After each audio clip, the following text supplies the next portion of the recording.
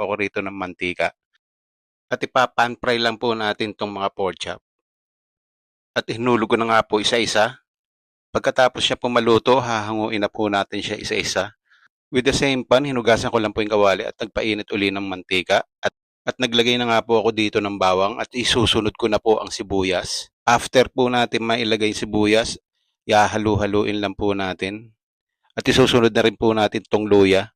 Kapag lumabas na po ang kanyang aroma, sigurado lalabas na rin po si Aling Marites at aalamin niya kung ano niluluto mo. At nilagay ko na nga po itong mga pork chop, mga idol. After nga natin malagay yung mga pork chop, ilalagay ko na rin po yung pangalawang gata at lalagyan ko rin po ng kamatis at papalo upan ko na po ng paminta, Star Magic sarap at dinurog na baka. At maglalagay din po ako dito ng 2 kutsarang bagoong.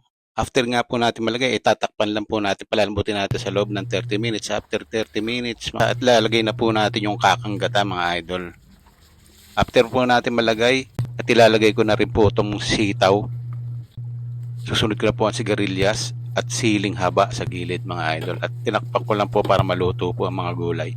At hinalo-halo ko nga lang po at luto na po itong ating ginataang pork chop. At nag-adjust pa ho ako dito ng patis. At kabilin-bilinan nga ng lola pag maglalagay po ng suka. Wag na wag pong hahaluan at paypayan lang po.